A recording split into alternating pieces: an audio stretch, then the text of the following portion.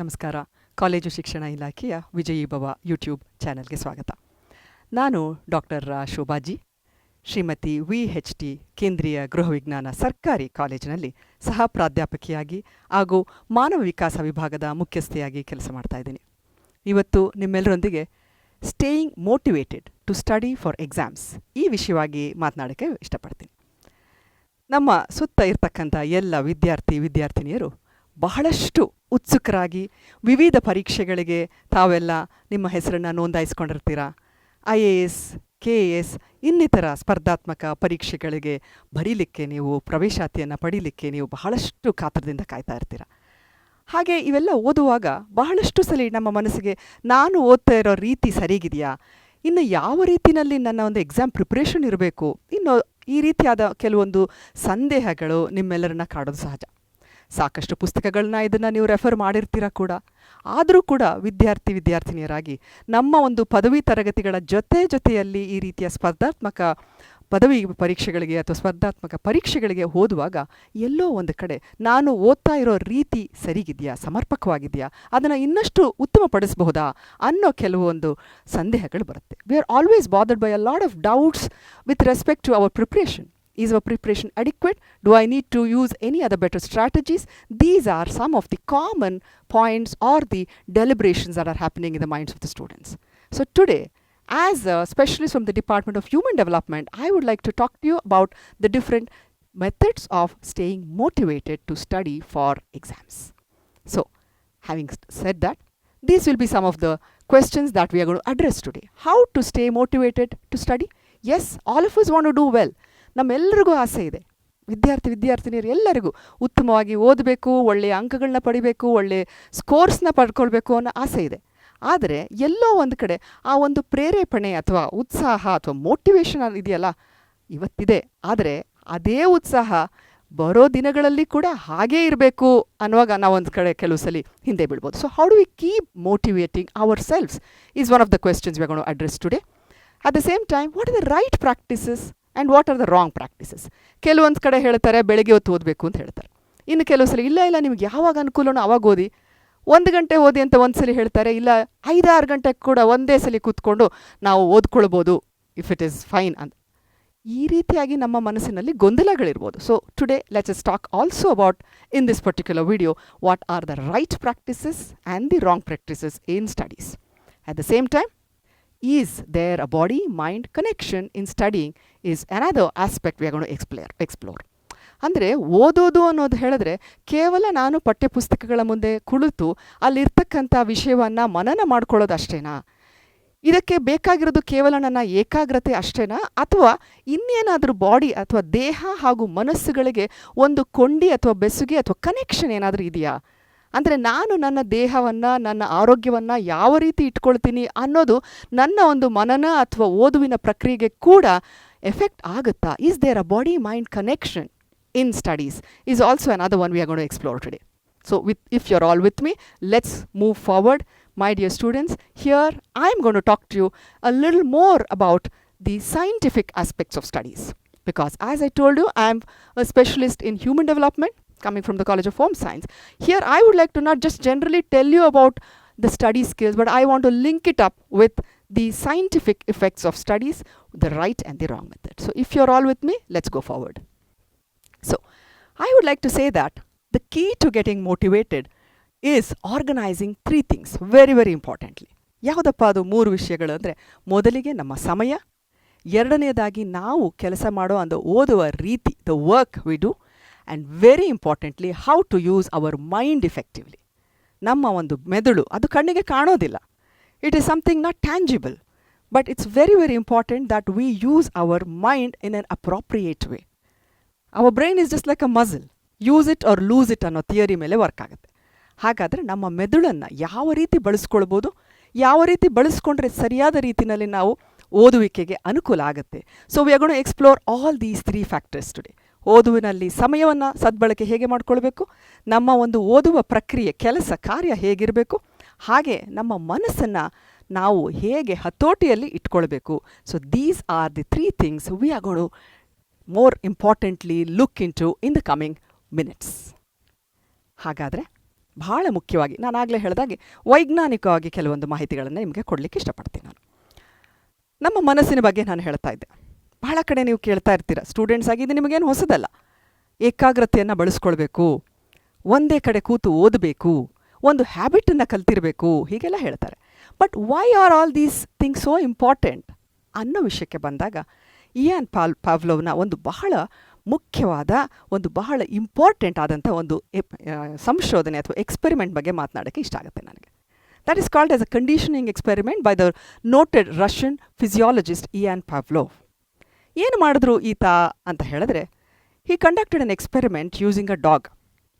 So ಆ ಪರೀಕ್ಷೆಯಲ್ಲಿ ಒಂದು ಸಂಶೋಧನೆಯ ಒಂದು ಎಕ್ಸ್ಪೆರಿಮೆಂಟಲ್ಲಿ ಏನಪ್ಪ ಮಾಡಿದ್ರು ಅಂದರೆ, ಒಂದು ನಾಯಿಗೆ ಅದಕ್ಕೆ ಬೇಕಾದಂಥ ಆಹಾರವನ್ನು ಕೊಡುವಾಗ ಸಾಮಾನ್ಯವಾಗಿ ಇದೊಂದು it's a normal biological response. ಊಟವನ್ನು ನೋಡಿದಾಗ ನಮ್ಮ ಬಾಯಿನಲ್ಲಿ ನೀರೂರುತ್ತೆ, ಅಂದರೆ we start salivating. Similarly the dog use to salivate at the very look of the food. So this is called as a stimulus. ಅಂದರೆ ಯಾವುದಾದ್ರೂ ಒಂದು ಸ್ಟಿಮ್ಯುಲಸ್ ಪ್ರಚೋದನೆ ಇದ್ದಾಗ ಅದಕ್ಕೆ ಬೇಕಾದಂಥ ಒಂದು ಪ್ರಕ್ರಿಯೆ ಅಥವಾ ರೆಸ್ಪಾನ್ಸ್ ನಮ್ಮಲ್ಲಿ ಉತ್ಪಾದನೆ ಆಗುತ್ತೆ. So there is a stimulus and there is a response. Okay, then what he started doing, there was a response of salivation when there was food offered to the dog. Slowly Pavlov started introducing a neutral stimulus. ಅಂದರೆ ಆಹಾರ ಕೊಡುವ ಸಮಯಕ್ಕೆ ಸರಿಯಾಗಿ ಒಂದು ಗಂಟೆಯನ್ನು ಮೊಳಗಲಿಸಕ್ಕೆ ಶುರು ಮಾಡಿದ್ರು. There was a sound of a ringing bell just at the time when the food was being served. ಆ ಒಂದು ನಾಯಿಗೆ ಆ ಊಟದ ಕೊಡುವಿಕೆಯ ಜೊತೆನಲ್ಲಿ ಈ ಒಂದು ಗಂಟೆಯ ಒಂದು ಶಬ್ದ ಕೂಡ ಬರಲಿಕ್ಕೆ ಶುರುವಾಯಿತು. The dog started associating food with the ringing of the bell.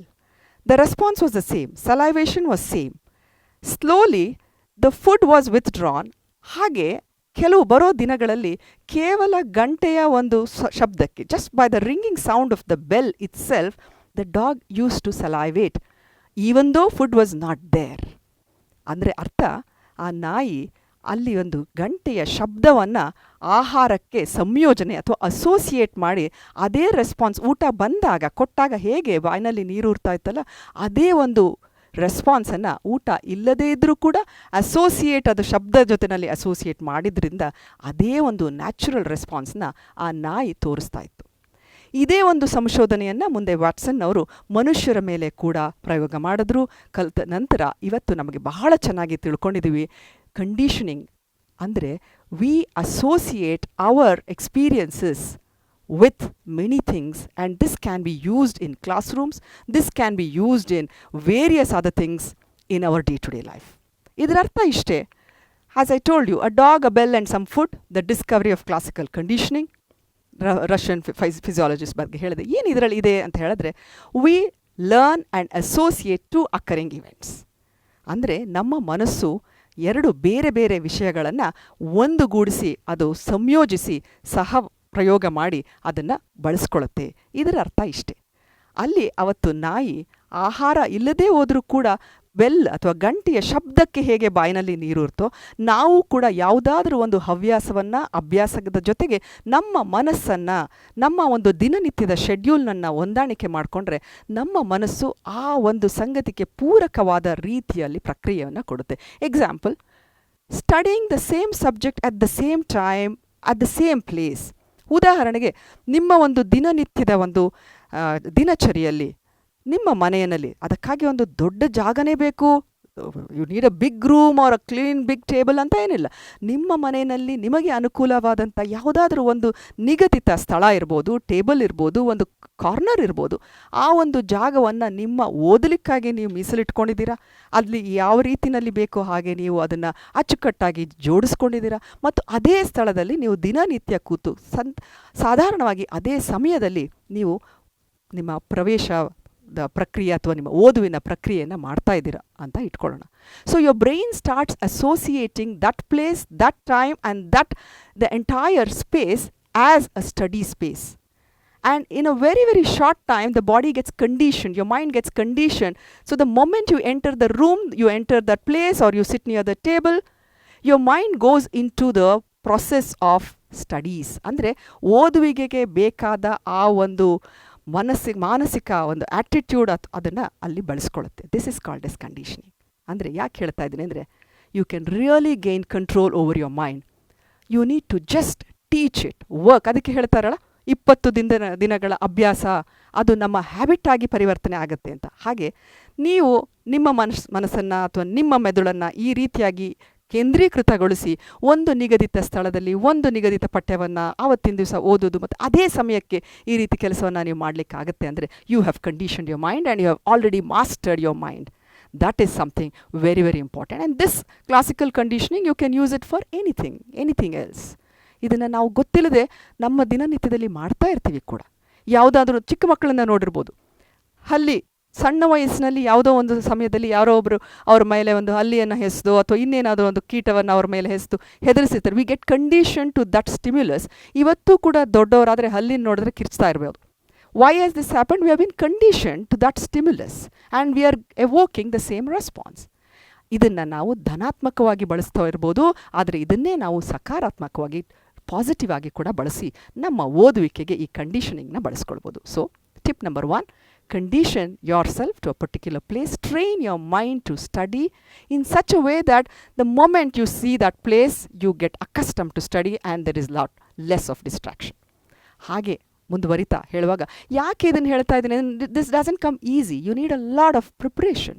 ಅದಕ್ಕೆ ಹಾರ್ಡ್ ವರ್ಕ್ ಆ್ಯಂಡ್ ಪರ್ಸಿವಿಯರ್, ಸತತ ಪ್ರಯತ್ನ ನಮಗೆ ಬೇಕಾಗತ್ತೆ. ಇದನ್ನು ಹೇಳುವಾಗ ಶ್ರೀ ಜೈ ಗಣೇಶ್, ಯಾಕೆಂದರೆ ಯಾಕೆ ಇವ್ರನ್ನ ನಾನು ಉದಾಹರಣೆ ಕೊಟ್ಟು ಹೇಳ್ತಾ ಇದ್ದೀನಿ ಅಂದರೆ, many a times you might think that people need to be lucky, people need to be born rich, people need to have lot of facilities, only then we can crack a competitive exam ಅನ್ನೋದು ಬಹಳಷ್ಟು ಜನ ವಿದ್ಯಾರ್ಥಿನಿಯರಲ್ಲಿ ಮನೋಭಾವ ಇರ್ಬೋದು. No, but that's not true. Anytime, hard work, conditioning your mind, perseverance is that which pays all the time. ಅದಕ್ಕೆ ಅನೇಕ ಉದಾಹರಣೆಗಳಿದೆ. ನಾನು ನಿಮ್ಮ ಮುಂದೆ ಒಂದು ಉದಾಹರಣೆ, ಶ್ರೀ ಜೈ Ganesh. He was a waiter in a hotel. He was an aspirant, IAS aspirant. 6 ಸಲ ಪ್ರಯತ್ನವನ್ನು ಪಟ್ಟರು. ಕಡೆಯದಾಗಿ ಅವರು 156ನೇ ಒಂದು ರ್ಯಾಂಕನ್ನು ಪಡೆದು ಇವತ್ತು he is in the civil services, which means to say that nothing is impossible. ಹಾಗಾದರೆ let's move on to what else needs to be done. Very, very important. Why is it many a times we lack that motivation? ಓದಬೇಕು ಅಂತ ಆಸೆ ಇರುತ್ತೆ, ಮಾಡಬೇಕು ಅನ್ನೋ ಮನೋಭಾವ ಇರುತ್ತೆ, ಆದರೆ ನಮಗೆ ಮಾಡೋಕ್ಕೆ ಆ ರೀತಿಯಾದಂಥ ಒಂದು ಪೂರ್ತಿಯಾಗಿ ಏಕಾಗ್ರತೆ ಅಥವಾ ಒಂದು ಶಕ್ತಿ ಸಾಮರ್ಥ್ಯ ನಮ್ಮಲ್ಲಿ ಬರದೇ ಇರ್ಬೋದು. ಇದಕ್ಕೆ ಕಾರಣ ತುಂಬ ಮುಖ್ಯವಾಗಿ ನಮ್ಮಲ್ಲಿ ಆ ಒಂದು ಗುರಿ ಇಲ್ಲದೇ ಇರುವಂಥದ್ದು. It is very, very important for all of us to have a purpose in life, a goal in life. If you really have a goal and work towards that goal, nothing is impossible.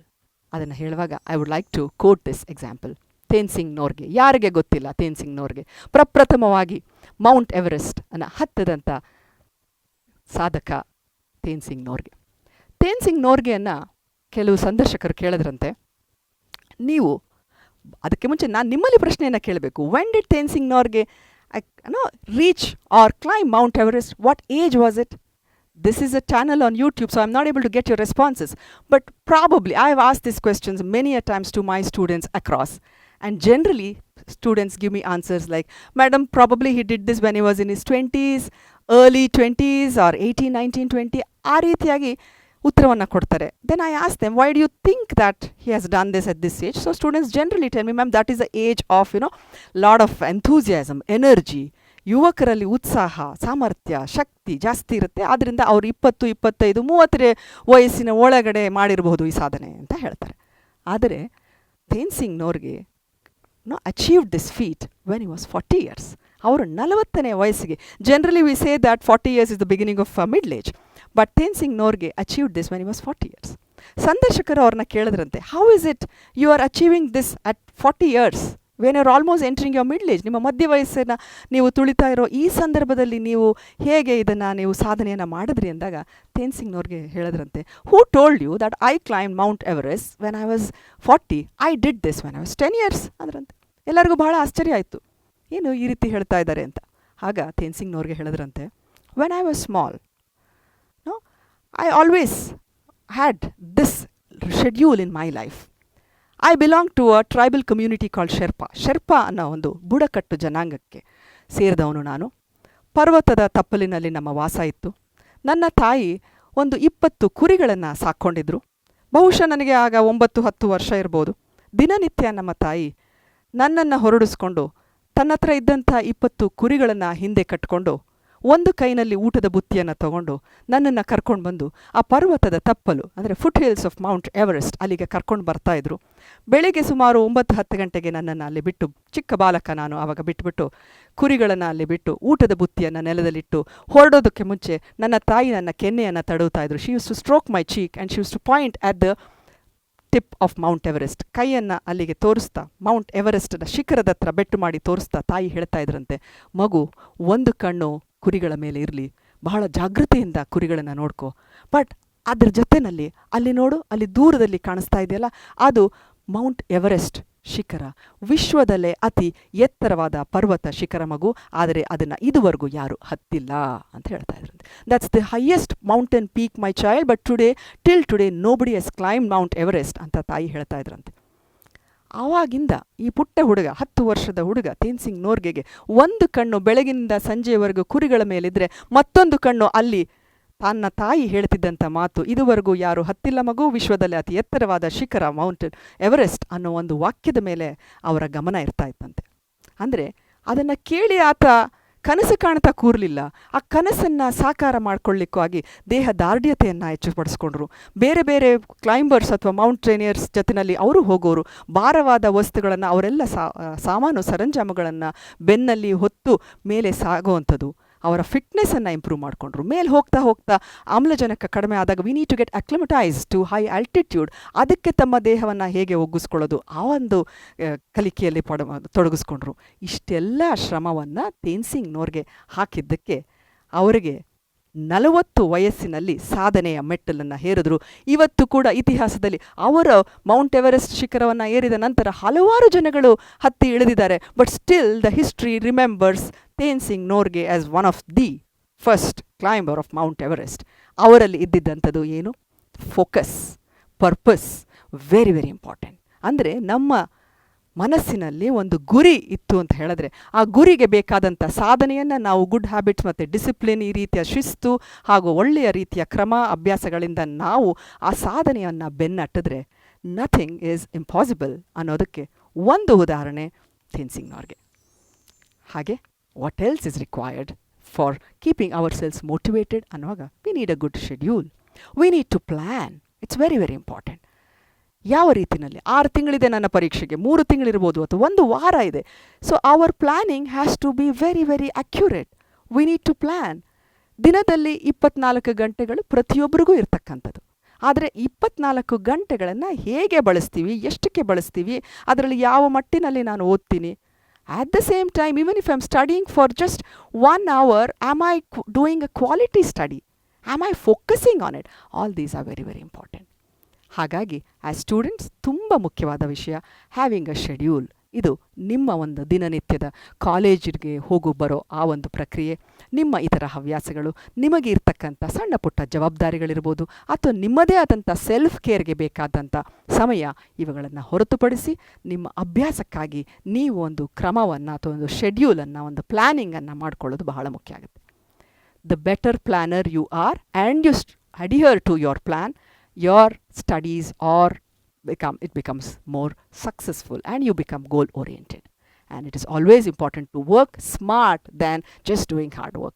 3 ಗಂಟೆಗಳ ಕಾಲ ಪುಸ್ತಕದ ಮುಂದೆ ನಾನು ಕೂತಿದ್ದೆ, ರಾತ್ರಿ ಹೊತ್ತು ನಿದ್ದೆ ಇಲ್ಲದೆ ಪುಸ್ತಕದ ಮೇಲೆ ಕೂತಿದ್ದೆ, ಮುಂದೆ ಇದ್ದೆ ಅನ್ನೋದು ಮುಖ್ಯ ಅಲ್ಲ. It's not that how hard you study, but how smart you study. That's very very important.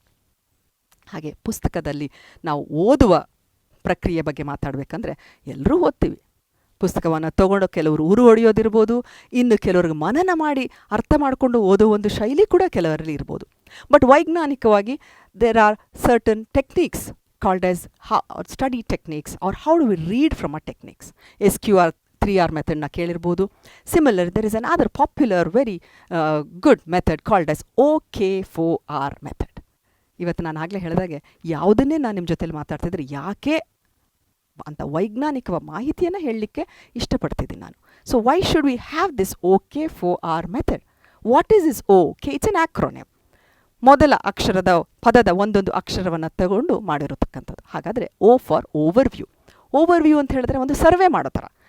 ಅಂದರೆ ಇವತ್ತು ನಾವು ಬೆಂಗಳೂರಿಂದ ನೀವು ಮೈಸೂರಿಗೆ ಹೋಗ್ತಾ ಇದ್ದೀರಾ, ಪ್ರಪ್ರಥಮ ಬಾರಿಗೆ ನೀವು ಮೈಸೂರಿಗೆ ಹೋಗ್ತಾ ಇದ್ದೀರಾ ಅಂತ ಇಟ್ಕೊಳ್ಳಿ. ಮೈಸೂರಿಗೆ ಹೋಗಲಿಕ್ಕೆ ಮುಂಚೆ ನೀವು ಅಲ್ಲಿ ಮ್ಯಾಪ್ ತೊಗೊಂಡು ಅಲ್ಲಿ ಮೈಸೂರಿನಲ್ಲಿ ಏನೇನು ನೋಡೋ ಸ್ಥಳಗಳಿದೆ ಮತ್ತು ಹೇಗೆ ರೂಟ್ ಮ್ಯಾಪ್ ಏನು, ಈ ರೀತಿಯಾದ ಒಂದು ಸರ್ವೆ ಮಾಡ್ತೀವಲ್ಲ, overview. That's called as overview.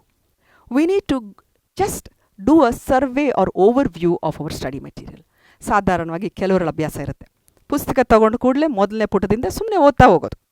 So scientifically it is said that that kind of studies does not actually help. Instead, the best way is to start off with an overview or survey method. ಅಂದರೆ ಇವತ್ತು ಈ ಒಂದು ಪುಸ್ತಕವನ್ನು ನೀವು history ಇರ್ಬೋದು, political science ಇರ್ಬೋದು, ಯಾವುದೇ ಒಂದು ಪಠ್ಯಪುಸ್ತಕದ ಒಂದು ಚಾಪ್ಟರನ್ನು ನೀವು ಇವತ್ತು ತೊಗೊಂಡಿದ್ದೀರಾ. ತಗೊಂಡು ಕೂಡಲೇ ಆ ಸ್ಥಳದಲ್ಲಿ ನಾನು ಆಗಲೇ ಹೇಳಿದಾಗೆ ನಿಮ್ಮದೇ ಒಂದು ನಿಗದಿಪಡಿಸಿದ ಸ್ಥಳ, ಅದೇ ನಿಗದಿಪಡಿಸಿದ ಒಂದು ಸಮಯ ಈಗಾಗಲೇ ಕಂಡೀಷನ್ ಆಗೋಗಿದೆ. ನೀವು ಅಲ್ಲಿ ಕೂತಿದ್ದೀರಾ, ಮನಸ್ಸು ಸಿದ್ಧವಾಗಿದೆ ಓದಲಿಕ್ಕೆ. ಹಾಗೆ ಶುರು ಮಾಡೋಕ್ಕೆ ನೀವು ಹೇಗೆಪ್ಪ ಮಾಡಬೇಕು ಅಂದರೆ, it is very important that you flip the pages, go through the chapters even before you start actually reading overview. ನಾನಿವತ್ತು ಏನು ಓದ್ತಾ ಇದ್ದೀನಿ, ಈ ಚಾಪ್ಟ್ರಲ್ಲಿ ಬರ್ತಕ್ಕಂಥ ವಿಷಯಗಳು ಏನು, ಇದನ್ನು ಯಾವ್ಯಾವ ಸಬ್ ಹೆಡ್ಡಿಂಗ್ ಆಗಿ ಒಂದು ಕ್ಲಾಸಿಫೈ ಆಗಿದೆ, ಪೂರ್ತಿಯಾಗಿ from the beginning to the end of the chapter up to the conclusion or the end. You need to just flip through and do a survey or overview what is given in that. ಏನಿದೆ ಇದರಲ್ಲಿ, ಅದರಲ್ಲಿ charts ಇದೆಯಾ, experiments ಇದೆಯಾ, drawings ಇದೆಯಾ, ಏನನ್ನು ಅದರಲ್ಲಿ ಕೊಟ್ಟಿದ್ದಾರೆ. So our mind is getting a overview, a bigger picture of it. ಒಂದು ಸಂಪೂರ್ಣವಾದಂಥ ಸಮಗ್ರವಾದಂಥ ಮಾಹಿತಿ ನಿಮಗೀಗಾಗಲೇ ಅದರಲ್ಲಿ ಸಿಕ್ಕಿದೆ. You have not still started studying or reading, you are only overviewing. Then we move on to the next one. K ಅಂತ ಹೇಳೋದ್ನಲ್ಲ, K ಅಂದರೆ ಏನು? Key ideas. ಈಗ ನೀವು ಓವರ್ವ್ಯೂ ಆದ ನಂತರ ಈ ಒಂದು ಅಧ್ಯಾಯದಲ್ಲಿ ಅಥವಾ ಚಾಪ್ಟರ್ನಲ್ಲಿ ಯಾವುದು ಒಂದು ಮೇಜರ್ ಅಥವಾ ಕೀ ಐಡಿಯಾಸ್, ಪ್ರಮುಖವಾದ ಪಾಯಿಂಟ್ಸ್ ಏನೇನಿದೆ ಅನ್ನೋದನ್ನು ನೀವು ಮತ್ತೆ ಗಮನಿಸ್ಕೊಳ್ಳೋದು ಮುಖ್ಯ. What is it that I am studying today, what are the key ideas, principles ಕೊಟ್ಟಿದ್ದಾರಾ, ಡೆಫಿನೇಷನ್ಸ್ ಕೊಟ್ಟಿದ್ದಾರಾ, ಅದರಲ್ಲಿ ಅಪ್ಲಿಕೇಶನ್ಸ್ ಕೊಟ್ಟಿದ್ದಾರಾ, ಏನಿದೆ ಅನ್ನೋದು ಪೂರ್ತಿಯಾಗಿ ನೀವು ಅರ್ಥ ಮಾಡ್ಕೊಳ್ಳೋದು. Key ideas, that's called as K for key ideas. Then we go on to the first R, reading. ಏನು ರೀಡಿಂಗ್ ಅಂತ ಹೇಳಿದ್ರೆ? ರೀಡಿಂಗ್ ಅಂತ ಹೇಳಿದ್ರೆ ಸುಮ್ಮನೆ ಇರ್ತಕ್ಕಂಥ ಇಂಗ್ಲೀಷ್ ಆಲ್ಫಬೆಟ್ಸ್ ಅಥವಾ ಕನ್ನಡ ಅಲ್ಲಿರ್ತಕ್ಕಂಥ ಪದಗಳನ್ನು ಓದ್ಬಿಡೋದಲ್ಲ ಬ್ಲೈಂಡಾಗಿ. We need to read by understanding. ಆ ರೀಡಿಂಗ್ ವಿತ್ ಅಂಡರ್ಸ್ಟ್ಯಾಂಡಿಂಗ್ ಅಂತ ಹೇಳುವಾಗ very importantly we need to read with all our senses. ಈ ರೀತಿಯಾಗಿ ಓದುವಾಗ ನಾವು ಸಂಪೂರ್ಣವಾಗಿ ನಮ್ಮ ಮನಸ್ಸನ್ನು ಯಾವುದನ್ನು ಓದ್ತಾ ಇದ್ದೀವೋ ಅದರ ಮೇಲೆ ನಮ್ಮ ಮನಸ್ಸು ಕೇಂದ್ರೀಕೃತ ಆಗಿರಬೇಕು. And it is also good if you can use highlighter pens or color pens or sketch pens, whatever you're used to, and underline the key ideas. ಉದಾಹರಣೆಗೆ ಟಾಪಿಕ್ಸ್ ಹೆಡ್ಡಿಂಗ್ಸ್ನ ನೀವು ಒಂದು ಕಲರಲ್ಲಿ ಅಂಡರ್ಲೈನ್ ಮಾಡ್ಬೋದು, ಸಬ್ ಹೆಡ್ಡಿಂಗ್ಸ್ನ ಇನ್ನೊಂದು ಕಲರಲ್ಲಿ, ಅಲ್ಲೇ ಪಕ್ಕದಲ್ಲಿರ್ತಕ್ಕಂಥ ಡೆಫಿನೇಷನ್ಸ್ ಆ್ಯಂಡ್ ಕೀವರ್ಡ್ಸ್ನ ಹೈಲೈಟರ್ ಮಾಡ್ಬೋದು. Why is this method of reading important ಅಂತ ಹೇಳಿದ್ರೆ, the brain development or the psychology, understanding of the brain says that the more senses we use in reading or in understanding any kind of experience, the better is the retention. We call this as a multi-sensorial approach. ಅಂದರೆ ಯಾವಾಗ ನಾವು ಯಾವುದೇ ಒಂದು ಪ್ರಕ್ರಿಯೆ ಓದುವುದಿರ್ಬೋದು ಅಥವಾ ಬೇರೆ ಯಾವುದೇ ಒಂದು ವಿಷಯವನ್ನು ಆಸ್ವಾದನೆ ಮಾಡುವಾಗ ವಿವಿಧ ರೀತಿಯಲ್ಲಿ ನಮ್ಮ ಸೆನ್ಸ್ ಆರ್ಗನ್ಸನ್ನು ನಾವು ಬಳಸಿದಾಗ ನಮಗೆ ಆ ಓದಿರ್ತಕ್ಕಂಥ ಚೆನ್ನಾಗಿ ಮನನ ಆಗುತ್ತೆ ಹಾಗೂ ನೆನಪಿನಲ್ಲಿ ಉಳಿಯುತ್ತೆ. ನೀವು ಅಲ್ಲಿ ಕಲರ್ ಕೋಡಿಂಗ್ ಮಾಡಿದಾಗ there is a kind of memory called is visual memory. ನಿಮ್ಮ ಮನಸ್ಸಿನಲ್ಲಿ ಆ ರೆಡ್ ಕಲರ್ನಲ್ಲಿ ಅಂಡರ್ಲೈನ್ ಮಾಡಿರೋದು, ಗ್ರೀನ್ ಹೈಲೈಟರಲ್ಲಿ ಅಂಡರ್ಲೈನ್ ಮಾಡಿರೋದು, ನಿಮ್ಮ ಮನಸ್ಸು ಕೇವಲ ಪದಗಳನ್ನು ನೆನಪಿನಲ್ಲಿ ಮಾತ್ರ ಇಟ್ಕೊಳ್ಳಲ್ಲ. ಆ design, the colour, the information is also registered in the brain. So you are using colours there, you are using pictures there, you are using visual memory technique. So very importantly just don't read. ಬಹಳ ಸಲ ಕೆಲವರಲ್ಲಿ ನಂಬಿಕೆ ಇತ್ತು, ನನ್ನ ಪುಸ್ತಕ ನೀಟಾಗಿದ್ದರೆ ನಾನು ತುಂಬ ಚೆನ್ನಾಗಿ ಓದಿದ್ದೀನಿ, ಬಹಳ ಬುದ್ಧಿವಂತ ಹುಡುಗ ಅಂತ. That's an old concept. It's good if you can maintain your books neatly, at the same time use highlighters, colors, do mind maps, and then be an active reader, not a passive reader. That's what I meant by reading actively, by understanding, and by highlighting colors, whatever is useful or whichever you feel is feasible. Please do that. That is R for reading. Does it end there? No. The next important thing is recall. ಓದಿರತಕ್ಕಂಥದ್ದನ್ನು ನಾವು ಮತ್ತೆ ಪುನರ್ಮನನ ಮಾಡೋದು, ನಮ್ಮ ಮನಸ್ಸಿಗೆ ತಂದುಕೊಳ್ಳೋದು. ಉದಾಹರಣೆಗೆ ನೀವು ಸುಮಾರು 45 ರಿಂದ 50 ನಿಮಿಷಗಳ ಕಾಲ ಓದಿದ್ದೀರಾ ಅಂತ ಇಟ್ಕೊಳ್ಳಿ. This is one of the best proven, scientifically proven duration. 1 ಗಂಟೆ ಓದುವಾಗ ಸುಮಾರು 50 ನಿಮಿಷಗಳ ಓದುವಿಕೆ, 10 ನಿಮಿಷಗಳು ನೀವು ಪುಸ್ತಕವನ್ನು ಮುಚ್ಚಿಟ್ಟು ಒಂದು ಶಾರ್ಟ್ ಬ್ರೇಕ್ನ ತಗೊಳ್ಳೋದಿರ್ಬೋದು, ಮಧ್ಯದಲ್ಲಿ ನೀರು ಕುಡಿಯೋದು. Hydration is also very important. I'm going to talk about that. ನೀರು ಕುಡಿದು ಒಂದು ಸಣ್ಣ ಬ್ರೇಕ್ ತಗೊಳ್ಳೋದಿರ್ಬೋದು, ಅಥವಾ ಪುಸ್ತಕವನ್ನು ಮುಚ್ಚಿಟ್ಟು ಅಲ್ಲಿವರೆಗೂ ಓದಿದ್ದನ್ನು ಪುನಃ ಮನನ ಮಾಡ್ಕೊಳ್ಳೋದು, ಪುನರ್ಮನನ, recalling what is it that I studied, ಯಾವುದ್ರ ಬಗ್ಗೆ ನಾನು ಓದಿದೆ ಅಂತ ನೀವು ಮನಸ್ಸಿನಲ್ಲಿ ಯೋಚನೆಯನ್ನು ಮಾಡಿದಾಗ there is what is called as short term memory, working memory and your permanent memory, retention. So ನಾವು ಯಾವುದಾದ್ರೂ ವಿಷಯ, ಉದಾಹರಣೆ ಹೇಳ್ತೀನಿ ನಾನು. ನಿಮಗೆ ಯಾವುದೋ ಒಂದು ಫೋನ್ ಕಾಲ್ ಬರುತ್ತೆ, ಆ ಕಡೆಯಿಂದ ನಿಮ್ಮ ಸ್ನೇಹಿತರು ಅಥವಾ ನಿಮ್ಮ ತಂದೆಗೆ ಸ್ನೇಹಿತರು ಫೋನ್ ಮಾಡಿರೋರು ಅವರ ನಂಬರ್, ಮೊಬೈಲ್ 10 ಸಂಖ್ಯೆ ಮೊಬೈಲ್ ನಂಬರನ್ನು ನಿಮಗೆ ಹೇಳ್ತಾರೆ. ನಿಮ್ಮಲ್ಲಿ ಆ ತಕ್ಷಣದಲ್ಲಿ ನಿಮ್ಮಲ್ಲಿ ಪೇಪರು ಪೆನ್ನು ಇರಲಿಲ್ಲ, ಮನಸ್ಸಿನಲ್ಲಿ ನೀವು ಇಟ್ಕೊಂಡ್ರಿ. ತಕ್ಷಣ ಫೋನ್ ಇಟ್ಟ ತಕ್ಷಣ 10 ಡಿಜಿಟ್ ನಂಬರ್ನ ಪಕ್ಕದಲ್ಲಿ ಬರೆದ್ರಿ. ಆ ಕ್ಷಣ ನೆನಪಿತ್ತು, ಬರೆದಿದ್ದೀರಾ. ನೆಕ್ಸ್ಟ್ 1 ಮಿನಿಟಲ್ಲಿ ನಿಮಗೆ ಆ ಒಂದು 10 ಸಂಖ್ಯೆಯ ಡಿಜಿಟನ್ನು ಕೇಳಿದಾಗ ನಿಮ್ಮ ನೆನಪಿನಲ್ಲಿ ಇರಲಿಲ್ಲ. Why? Because the information first goes into a short term memory. ಆವಾಗ ತಕ್ಷಣ ಅಲ್ಲಿರುತ್ತೆ. ಅಲ್ಲಿಂದ ನಾವು ಅದನ್ನು ಮುಂದಿನ ಬಳಕೆಗೆ ಲಾಂಗ್ ಟರ್ಮ್ ಮೆಮೊರಿಗೆ ನಾವು ಟ್ರಾನ್ಸ್ಫರ್ ಮಾಡ್ಕೋಬೇಕಾಗತ್ತೆ. ಓದೋ ವಿಷಯದಲ್ಲೂ ಹಾಗೆ, when you read a book, when you get a new concept, you have just understood, it's there in your short term memory, but we need to convert into long term memory. 6 ತಿಂಗಳು ಆದ ನಂತರ ಮತ್ತೆ ಪರೀಕ್ಷೆಯ ಹಾಲ್ನಲ್ಲಿ ಕೂತಾಗ ಕೂಡ ನಿಮ್ಮ ಮನಸ್ಸಿಗೆ ನೀವು ಓದಿರೋ ವಿಷಯ ಬರಬೇಕು. Therefore recall is important. The more times you recall, revise, it gets stored, retained, and it becomes your part of permanent or long term memory. That's very very important. ಇಲ್ಲೇ ಬಹಳಷ್ಟು ವಿದ್ಯಾರ್ಥಿನಿಯರು ತಪ್ಪೋದು. ಓದಿರ್ತೀನಿ ಮಿಸ್, ಆದರೆ ಓದಿದ್ದು ಆ ಕ್ಷಣ ನೆನಪಿರುತ್ತೆ, ನನಗೆ ಆಮೇಲೆ ನೆನಪಿರೋದಿಲ್ಲ. ಕಾರಣ ಇಷ್ಟೇ, ಓದುವಾಗ ಅರ್ಥ ಮಾಡ್ಕೊಂಡು ಓದಬೇಕು, ಓದಿದ್ದನ್ನು ನಾವು ಮತ್ತೆ ಪುನರ್ಮನನ ಮಾಡಬೇಕು. ಹಾಗೆ next step, let me go on, reflecting is also very important. This will again help in remembering facts and figures for longer time or forever. Reflect ಏನಂತ ಹೇಳಿದ್ರೆ, ನಾನು ಓದಿರೋದನ್ನು ಅದರ ಬಗ್ಗೆ ನಾವು ಯೋಚನೆಯನ್ನು ಮಾಡಬೇಕು. We need to reflect on to, ಈ ನಾನು ಓದಿರೋ ವಿಷಯ ಎಲ್ಲಿ ಬಳಸ್ಬೋದು, ಇದರ ಅಪ್ಲಿಕೇಶನ್ ಏನಿದೆ, ಇದರ ಪ್ರಿನ್ಸಿಪಲ್ಸ್ ಏನಿದೆ, ದಿನನಿತ್ಯದ ಆಗು ಹೋಗುಗಳಲ್ಲಿ ನಾನು ಕಲ್ತಿರೋವಂಥ ಹಿಸ್ಟ್ರಿ ವಿಷಯ ಇರ್ಬೋದು, ಅಥವಾ ಪೊಲಿಟಿಕ್ಸ್ ಸೈನ್ಸ್ ಇರ್ಬೋದು, ಫಿಸಿಕ್ಸ್ ಇರ್ಬೋದು, ಕೆಮಿಸ್ಟ್ರಿ ಇರ್ಬೋದು, ಎಲ್ಲಿ ಬಳಸ್ತಾ ಇರ್ಬೋದು.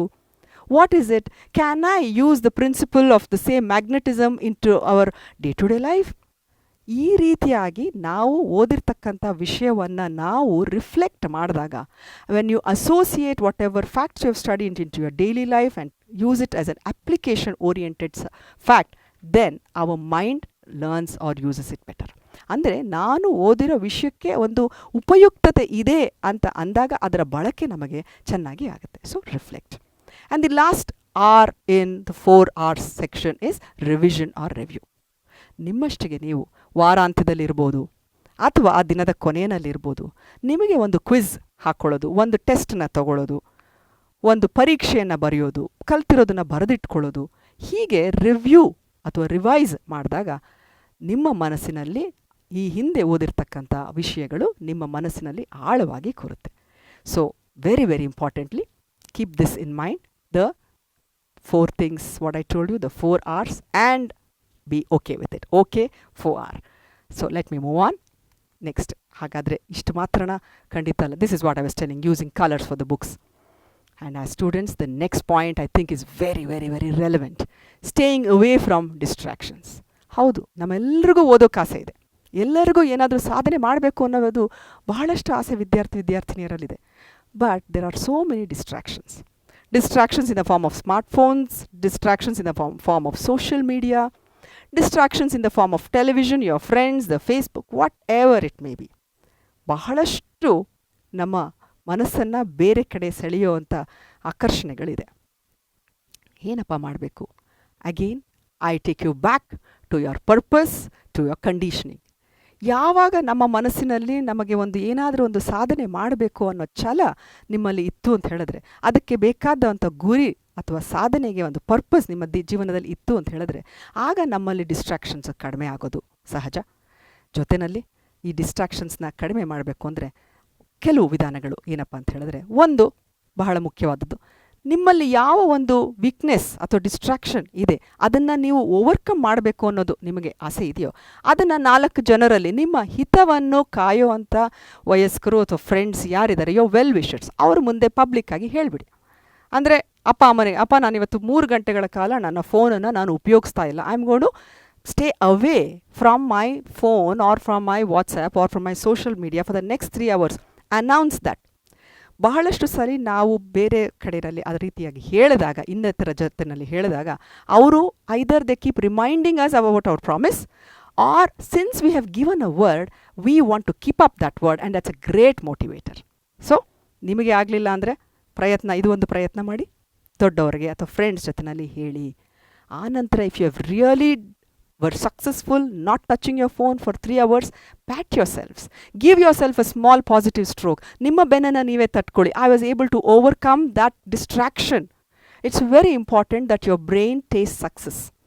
ನಮಗೆ ನಾವು ಶಬಾಷ್ ಬೇಷ್, ನಾನೊಂದು ಈ ಒಂದು ನನ್ನಲ್ಲಿರ್ತಕ್ಕಂಥ ಒಂದು ಡಿಸ್ಟ್ರಾಕ್ಷನ್ನ ಮನಸ್ಸು ಬೇರೆ ಕಡೆ ಎಳಿತಾ ಇತ್ತು, ಅದನ್ನು ನಾನಿವತ್ತು ಸಾಧಿಸಿ ನಾನು ಓವರ್ಕಮ್ ಮಾಡಿದೆ ಅಂತ ಬರುವಂಥ ಸಂತೋಷ ಇದೆಯಲ್ಲ, ಆ ಸಂತೋಷ ನಿಮ್ಮ ಮುಂದಿನ ಮೆಟ್ಟಿಲುಗಳನ್ನು ನೀವು ಹತ್ತಲಿಕ್ಕೆ ಅದು ಒಂದು ಪ್ರಚೋದನೆಯನ್ನು ಮಾಡುತ್ತೆ.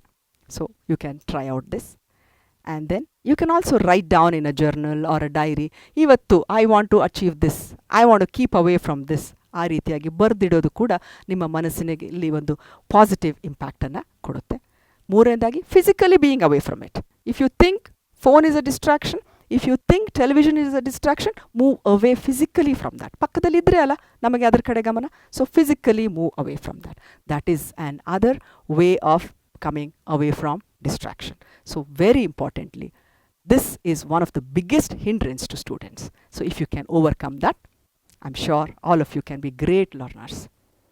ಇಷ್ಟೆಲ್ಲ ಹೇಳುವಾಗ ಓದೋದು ಅನ್ನೋದು ಕೇವಲ ಪಠ್ಯಪುಸ್ತಕಗಳಿಂದ ಬರುವಂಥದ್ದಲ್ಲ, ಕೇವಲ 3-4 ಗಂಟೆಗಳ ಶ್ರಮದಿಂದ ಬರುವಂಥದ್ದಲ್ಲ. Very importantly healthy diet. You need to eat right. You need to have balanced diet. ಸರಿಯಾದ ರೀತಿಯಲ್ಲಿ ಆಹಾರ ತಗೊಳ್ಳೋದು ಅಂತ ಹೇಳಿದ ತಕ್ಷಣಕ್ಕೆ ಅಲ್ಲಿ ನಾವು ಕಾಶ್ಮೀರಿಂದ ಬರುವಂಥ ಸೇಬು ಅಥವಾ ನ್ಯೂಜಿಲ್ಯಾಂಡಿಂದ ಬರೋ ಕಿವಿ, ಈ ರೀತಿಯಾದಂಥ ಕಾಸ್ಟ್ಲಿ ಫುಡ್ಸ್ನ ತೊಗೊಳ್ಬೇಕಪ್ಪ ಅಲ್ಲ. What I am telling you is have a balanced diet. ಸಮತೋಲನ ಆಹಾರ ಯಾವುದೇ ಒಂದು ವಿದ್ಯಾರ್ಥಿಗೆ ಅಥವಾ ಎಲ್ಲ ವಯಸ್ಸಿನವರಿಗೆ ಬೇಕಾಗಿರುವಂಥದ್ದು ಉತ್ತಮವಾದಂಥ ಆಹಾರ. ಇದರಲ್ಲಿ ಏನಿರಬೇಕು ಅಂದರೆ ಉತ್ತಮ ದರ್ಜೆಯ ಕಾರ್ಬೋಹೈಡ್ರೇಟ್ಸ್. ಇದು ಎಲ್ಲ ರೀತಿಯ ದವಸಗಳಿಂದ ಬರ್ತಕ್ಕಂಥದ್ದು ಕಾರ್ಬೋಹೈಡ್ರೇಟ್ಸ್. ನಮ್ಮ ದೇಹಕ್ಕೆ ಇಂಧನ. ಹೇಗೆ ಒಂದು ಕಾರು ಅಥವಾ ಬಸ್ಸು ಡೀಸೆಲ್ ಹಾಗೂ ಪೆಟ್ರೋಲ್ನಲ್ಲಿ ಓಡುತ್ತೆ, ಅದಕ್ಕೆ ಮುಖ್ಯವಾದ ಫ್ಯೂಯಲ್ ಅಥವಾ ಇಂಧನ ಡೀಸೆಲ್ ಅಥವಾ ಪೆಟ್ರೋಲ್ ಹೇಗಾಗಿರುತ್ತೋ ಅದೇ ರೀತಿಯಲ್ಲಿ ಈ ಒಂದು ದೇಹಕ್ಕೆ ಬೇಕಾದಂಥ ಶಕ್ತಿ ಬರೋದು ಈ ಇಂಧನದಿಂದ. ಆ ಇಂಧನವೇ ಆಹಾರ. ಆ ಆಹಾರದಲ್ಲಿ ಮುಖ್ಯವಾಗಿ ಕಾರ್ಬೋಹೈಡ್ರೇಟ್ಸ್, ಸೀರಿಯಲ್ಸ್ ಅಂದರೆ ದವಸಗಳು, ಏಕದಳ ಧಾನ್ಯ ದವಸಗಳಿರುತ್ತಲ್ಲ, ಅಕ್ಕಿ, ರಾಗಿ, ಜೋಳ, ನವಣೆ, ಸಜ್ಜೆ, ಹಾರ್ಕ, ಮಿಲೆಟ್ಸ್ ಅಂತ ಏನು ಹೇಳ್ತೀವಲ್ಲ, ಈ ಎಲ್ಲ ರೀತಿಯ ಕಾರ್ಬೋಹೈಡ್ರೇಟ್ಸು ಈ ಒಂದು ದವಸಗಳಲ್ಲಿ ಇದೆ. So we need to consume good quality and good quantity of carbohydrates in the form of cereals. ಹಾಗೆಯೇ ಉತ್ತಮ ದರ್ಜೆಯ ಪ್ರೋಟೀನ್ಸ್ ಬೇಕಾಗುತ್ತೆ. ಪ್ರೋಟೀನ್ಸ್ಗಳು ನಮಗೆ ಬೇಳೆ ಕಾಳುಗಳಿಂದ ಅಂದರೆ ದ್ವಿದಳ ಧಾನ್ಯಗಳಿಂದ ಸಿಗುತ್ತೆ. ಹಾಲು, ಮೊಟ್ಟೆ, ಮೀನು, ಮಾಂಸ ಇವುಗಳು ಕೂಡ ನಮ್ಮ ಆಹಾರದಲ್ಲಿ ಬಹಳ ಮುಖ್ಯವಾಗುತ್ತೆ. Proteins, good quality proteins are very very important for everybody, especially for students. ಹಾಗೆ ಒಳ್ಳೆಯ ಆ ಕಾಲಮಾನಕ್ಕೆ ಸಿಗುವಂಥ ತರಕಾರಿ, ಸೊಪ್ಪು, ಹಣ್ಣುಗಳು, ಯಾವ ಯಾವ ಸೀಸನ್ಸಲ್ಲಿ ಬೆಳೆಯುವಂಥ ನಿಮ್ಮ ಸ್ಥಳೀಯವಾಗಿ ಸಿಗ್ತಕ್ಕಂಥ ಸೊಪ್ಪು, ತರಕಾರಿ, ಹಣ್ಣುಗಳನ್ನು ಯಥೇಚ್ಛವಾಗಿ ಸೇವಿಸಿ. ಹಿತ್ತಲಲ್ಲಿ ಬೆಳೆಯುವಂಥ ಪಪ್ಪಾಯ ಇರ್ಬೋದು, ನುಗ್ಗೆ ಸೊಪ್ಪಿರ್ಬೋದು, ಅಥವಾ 365 ದಿವಸಗಳು ನಮಗೆ ಸಿಗುವಂಥ ಬಾಳೆಹಣ್ಣು ಇರ್ಬೋದು.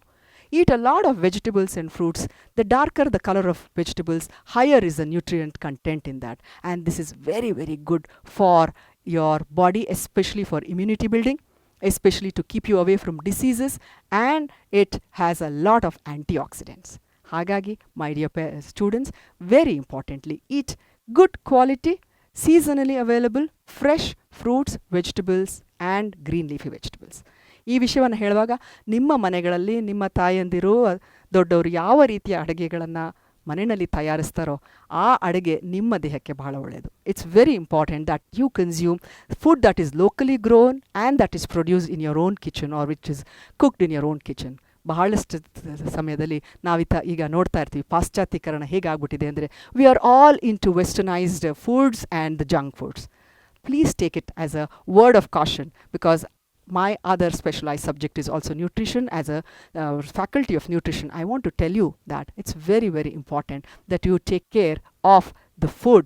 And the junk foods what students generally consume or the youngsters generally consume is filled with additives, artificial colors, preservatives, and various other things which are not required for the body. So if you want to achieve something in life, your diet has to be very, very appropriate. And for that, stay away from junk food as much as possible.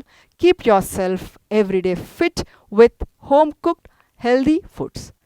Does it mean that you should never eat out? No. Follow the rule of 80-20. That means to say 80% of the time eat right. 20% of the time you can indulge foods that give you happiness, foods that are very tempting. 20% of the time. So 80% ಭಾಗ ನೀವು ಸರಿಯಾದ ಸಮರ್ಪಕವಾದ ಆಹಾರವನ್ನು ತಗೊಳ್ಳಿ. ಮಿಕ್ಕಿದ ಸಂದರ್ಭದಲ್ಲಿ ನಿಮಗೆ ವಯೋಸಹಜ ಆಸೆಗಳಿಗೆ ಅನುಗುಣವಾಗಿ ಆಹಾರವನ್ನು ಕೂಡ ತಗೊಳ್ಳಿ. But your diet is very very important. When I'm talking about diet, it's also important that you consume good quantity of water. You need to be hydrated. As students especially our brain needs to be hydrated. ಹಾಗೂ ನೀವು ಇದರಲ್ಲೂ ನೀವು ಪರೀಕ್ಷೆಗೆ ಬರೆಯುವಾಗ, ಜೊತೆಯಲ್ಲಿ ಪರೀಕ್ಷೆಗೆ ಓದುವಾಗ, ಹಾಗೂ 3 ಗಂಟೆಗಳ ಕಾಲ ನೀವು ಪರೀಕ್ಷೆಯ ಕೊಠಡಿನಲ್ಲಿ ಕೂತಿರುವಾಗ, don't forget to carry a water bottle. It's good that you keep sipping water in between your preparation and during your writing time. So the more hydrated the brain is, you are able to think better. The clarity is better. ಹಾಗಾಗಿ ಸರಿಯಾದ ಪ್ರಮಾಣದಲ್ಲಿ ನೀರನ್ನು ಕುಡಿಯೋದು ಬಹಳ ಮುಖ್ಯ ಆಗುತ್ತೆ. Avoid getting stressed out. ಎಲ್ಲ ಕಡೆ ಕಾಂಪಿಟೇಷನ್ ಇದೆ. ಓದೋಕ್ಕೆ ಹೋದಾಗ ಬೇಕಾದಷ್ಟು ವಿಷಯಗಳಿದೆ. ಅಯ್ಯೋ, ನಾನು ಇದನ್ನು ಓದಿಲ್ಲ, ನಾನಿನ್ನೂ ಭಾಳಷ್ಟು ರಿವಿಷನ್ ಮಾಡೋದಿದೆ. ಈ ರೀತಿಯಾಗಿ ನಾವು ಒತ್ತಡವನ್ನು ತಂದುಕೊಳ್ತಿದ್ದೀರ. ಜೊತೆಗೆ ನಿಮ್ಮ ಪಿಯರ್ಸ್ ಅಥವಾ ಫ್ರೆಂಡ್ಸ್ ಜೊತೆಲೆ ಮಾತಾಡುವಾಗ you also get to hear that so and so has already cracked so many question papers, model papers, done this done that ಅಂತ. ಆಗ ಇತರರನ್ನು ನೋಡಿ ಕೂಡ ನಮ್ಮನ್ನು ಹೋಲಿಕೆ ಮಾಡಿಕೊಂಡು ನಾವು ಒತ್ತಡಕ್ಕೆ ಒಳಗಾಗೋದು ಸಹಜ ಇರುತ್ತೆ. Please handle your stress.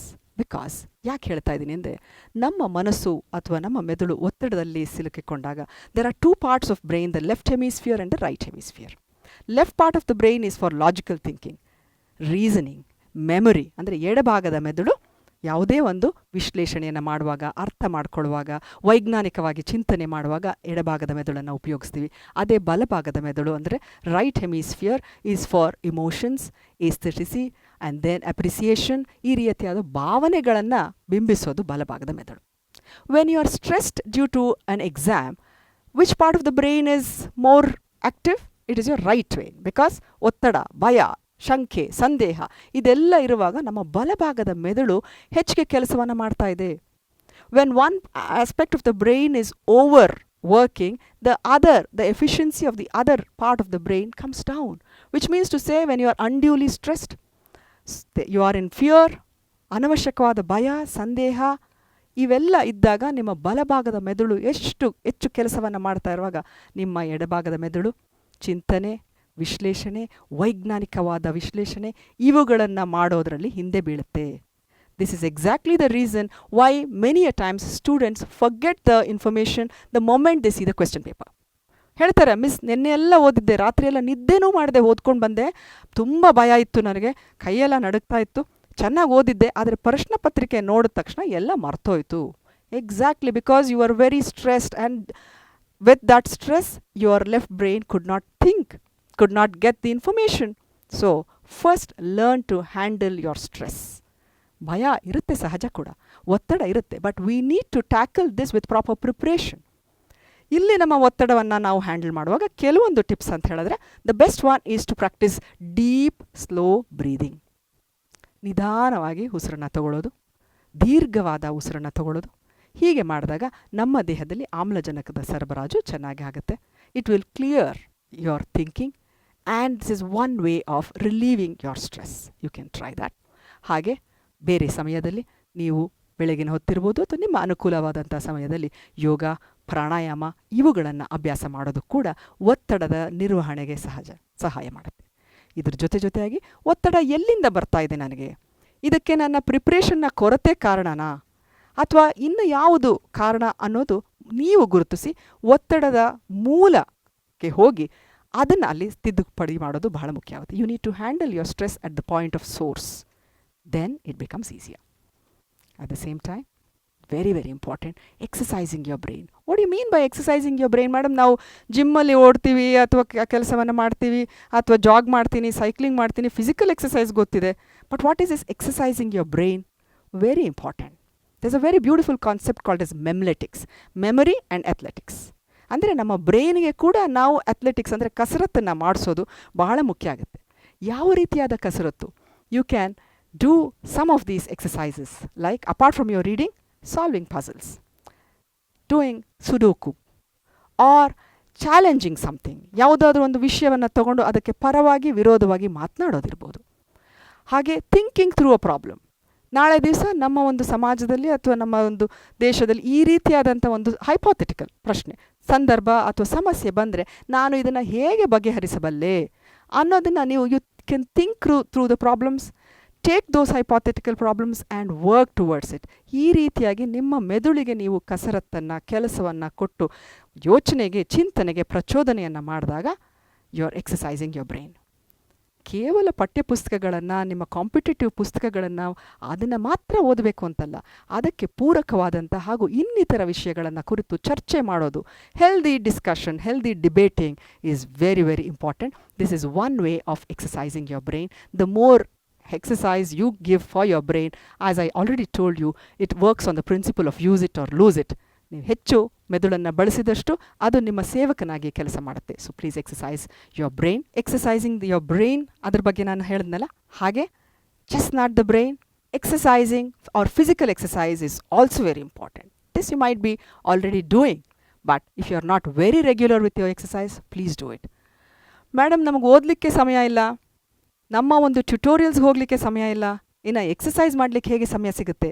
You need to make time for all the good things in the 24-hour schedule. Why is exercise important in spite of being very, very busy with your exams is because when you exercise, there is good circulation of blood and you can think better, be more physically fit, and all your organs are oxygenated well. So it is very important that you exercise. Minimum 20 to 40 minutes or 30 minutes of exercise every day or at least 5 days a week. ಕನಿಷ್ಠ 20ರಿಂದ 30 ನಿಮಿಷಗಳ ವ್ಯಾಯಾಮ. ನಿಮಗೆ ಯಾವುದು ಸೂಕ್ತ ಅನಿಸುತ್ತೋ ಆ ವ್ಯಾಯಾಮವನ್ನು ನೀವು ಮಾಡ್ಕೊಳ್ಬೋದು. ಆ ರೀತಿಯಾಗಿ ನಿಗದಿತ ಸಮಯದಲ್ಲಿ ಸರಿಯಾಗಿ ನೀವು ಕನಿಷ್ಠ 20ರಿಂದ 30 ನಿಮಿಷಗಳ ವ್ಯಾಯಾಮವನ್ನು ವಾರದಲ್ಲಿ ಕನಿಷ್ಠ 5 ದಿನಗಳು ನೀವು ಮಾಡ್ತಾ ಬಂದಾಗ ನಿಮ್ಮ ದೇಹದಲ್ಲಿ ಅದಕ್ಕೆ ಬೇಕಾದಂಥ ಪೂರಕವಾದ ಒಂದು ಎಫೆಕ್ಟ್ಸ್ ಆಗುತ್ತೆ. And this will directly and indirectly have a very positive impact on your studies. Why is exercise important? I'll give you a very important, another scientific point. Whenever we exercise, there is a neurotransmitter called as endorphin, which is produced in the brain. ಅಂದರೆ neurotransmitter endorphin ನಮ್ಮ ಮೆದುಳಿನಲ್ಲಿ ಉತ್ಪತ್ತಿಯಾಗುತ್ತೆ. ಏನಿದು endorphin? ಈ endorphin ಅನ್ನೋದು ಒಂದು ಸಹಜವಾದ ನೋವು ನಿವಾರಕ. It's a natural painkiller. When we generally exercise as a small little wear and tear, ನಮ್ಮ ದೇಹದಲ್ಲಿ ಸಣ್ಣ ಪುಟ್ಟ ಆಘಾತಗಳು, ವೇರ್ ಆ್ಯಂಡ್ ಟೇರ್ ಆಗೋದು ಸಹಜ.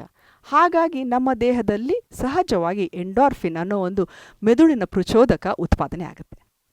ಈ ಒಂದು ನ್ಯೂರೋ ಟ್ರಾನ್ಸ್ಮಿಟರ್ ಎಂಡೋರ್ಫಿನ್ ಎಲ್ಲೆಲ್ಲಿ ನಮಗೆ ನೋವು, ಕಷ್ಟ, ಸಣ್ಣ ಸಣ್ಣ ವೇರ್ ಆ್ಯಂಡ್ ಟೇರ್ ಅಂತ ಹೇಳೋದ್ನೆಲ್ಲ ಉಂಟಾಗಿದೆಯೋ ಅಲ್ಲಿ ಅದು ಪೇಯ್ನ್ ಕಿಲ್ಲರ್ ಆಗಿ ಕೆಲಸವನ್ನು ಮಾಡುತ್ತೆ. ಬರೀ ಅಷ್ಟೇ ಅಲ್ಲ, ಆ painkiller it starts working in your entire body. That's exactly the reason why you feel good when you exercise. ಬಹಳಷ್ಟು ಜನ ಓಡೋದು ಅಥವಾ ಟ್ರೆಡ್ಮಿಲ್ ಅಥವಾ ಸ್ವಿಮ್ಮಿಂಗ್ ಅಥವಾ ಸೈಕ್ಲಿಂಗ್ ಈ ರೀತಿ ಎಕ್ಸಸೈಸ್ಗೆ ಈಗಾಗಲೇ ನೀವು ಅಭ್ಯಾಸ ಆಗಿದ್ರೆ, you might agree with me that day you don't do your exercise you feel that I miss something. ಅದೇ ನೀವು ಎಕ್ಸಸೈಸನ್ನು, ಯೋಗವನ್ನು, ವ್ಯಾಯಾಮವನ್ನು ಮಾಡಿದ ದಿವಸ ನಿಮಗೊಂದು ಒಳ್ಳೆ ಹುರುಪು, ಉತ್ಸಾಹ ಇರುತ್ತೆ. ಕಾರಣ ನಮ್ಮ ದೇಹದಲ್ಲಿ ಎಂಡಾರ್ಫಿನ್ ಉತ್ಪತ್ತಿ ಆಗಿದೆ. This endorphin is a feel-good hormone. It keeps you happy, it keeps you energized, it relieves the pain. So ಇದೇ ಎಫೆಕ್ಟು ನೀವು ಇಡೀ ದಿನ ಆ ಒಂದು ವ್ಯಾಯಾಮದ ಒಂದು ಸಕಾರಾತ್ಮಕ ಪ್ರಭಾವದಲ್ಲಿ ಇರ್ತೀರಾ. ಇದರಿಂದ ನೀವು ಓದುವಾಗ ಕೂಡ ನಿಮ್ಮ ದೇಹ ಉಲ್ಲಾಸವಾಗಿರುತ್ತೆ, ಮನಸ್ಸು ಬಹಳಷ್ಟು ಆ್ಯಕ್ಟಿವ್ ಆಗಿರಲಿಕ್ಕೆ ಸಹಾಯ ಆಗುತ್ತೆ. This is one of the very scientific reason you need to exercise apart from various other aspects for which you have been doing. So do not miss your exercise. In fact, it's even more important during your exam time because it also relieves your stress and it keeps you positively charged. Exercising your brain ಬಗ್ಗೆ ಹಾಗೆ ಮಾತಾಡಿದೆ, distractions ಬಗ್ಗೆ ಹೇಳ್ತಾ ಇದ್ದೆ. There are a lot of these distractions may be external or internal. ಹೊರಗಿನಿಂದ ಬರ್ತಕ್ಕಂಥ ಒಂದು distractions ಇರ್ಬೋದು ಅಥವಾ ನಮ್ಮ ಒಳಗಿನಿಂದ ಹೊರಗಿನಿಂದ ಬರ್ತಕ್ಕಂಥ ಒಂದು ಗಮನವನ್ನು ಸೆಳೆಯುವಂಥ ಆ ಒಂದು ಗ್ಯಾಡ್ಜೆಟ್ಸ್ಗಳ ಬಗ್ಗೆ ನಾನು ಆಗಲೇ ಹೇಳಿದೆ. smartphones, social media, your own friends, these are all external distractors. That's not the end. There is a lot of internal distraction. ನಮ್ಮ ಒಳಗಿನಿಂದ, ನಮ್ಮ ಅಂತರಾಳದಿಂದ ಕೂಡ ನಮಗೆ ಕೆಲವು ಸಂದೇಹಗಳು, ಕೆಲವು ತೊಂದರೆಗಳು, ಡಿಸ್ಟ್ರಾಕ್ಷನ್ಸ್ ಆಗ್ತಾ ಇರ್ಬೋದು. Please learn to handle both internal and external distractions. What are these internal distractions? ಗೊಂದಲ, ಭಯ, ನನಗೆ ಆಗುತ್ತಾ, ನಾನು ಇದನ್ನು ಮಾಡಲಿಕ್ಕೆ ಸಾಧ್ಯನಾ, ಇನ್ನು ಈ ರೀತಿಯ ಒಂದು ದ್ವಂದ್ವ, lack of self-confidence. All these are coming from within yourself. So we need to handle the external distractions and the internal distractions. When you are able to do all these things, I'm sure, my dear students, you will be able to study well. ನಮ್ಮ ಎಲ್ಲರ ಅತ್ಯಂತ ಪ್ರೀತಿ ಪಾತ್ರರಾದಂಥ ನಮ್ಮ ಮಾಜಿ ರಾಷ್ಟ್ರಪತಿ doctor APJ Abdul ಕಲಾಂನವ್ರು ಹೇಳ್ತಾರೆ, when your commitment is deeper than the sea and your ambition is taller than the sky, then your future will be brighter than the sun. ಖಂಡಿತವಾಗಿ ಯಾವಾಗ ವಿದ್ಯಾರ್ಥಿನಿಯರಲ್ಲಿ ಈ ರೀತಿಯಾದಂಥ ಒಂದು ಅಪರಿಮಿತವಾದ ಆಸೆ, ಒಂದು ಗುರಿ, ಹಾಗೂ ಅದಕ್ಕೆ ಬೇಕಾದಂಥ ಛಲ ಹಾಗೂ ಶ್ರಮ ಇದ್ದಾಗ ನೀವು ಏನನ್ನಾದರೂ ಸಾಧನೆ ಮಾಡಲಿಕ್ಕೆ ಖಂಡಿತ ಸಾಧ್ಯ ಆಗುತ್ತೆ. ಹಾಗಾಗಿ ನೀವು ಈ ಎಲ್ಲ ಒಂದು ನಾನಿವತ್ತು ಹಂಚಿಕೊಂಡಂಥ ವಿಷಯಗಳನ್ನು ಮತ್ತಷ್ಟು ಅರ್ಥ ಮಾಡ್ಕೊಳ್ಳಿ, ಮನನ ಮಾಡ್ಕೊಳ್ಳಿ, ರಿಫ್ಲೆಕ್ಟ್ ಮಾಡ್ಕೊಳ್ಳಿ, ಹಾಗೂ ಇದನ್ನು ನಿಮ್ಮ ವಿದ್ಯಾರ್ಥಿ ಜೀವನದಲ್ಲಿ ಅಳವಡಿಸ್ಕೊಳ್ಳಿ ಅಂತ ಹೇಳ್ತಾ I take leave of you. Thank you very much. ಧನ್ಯವಾದಗಳು.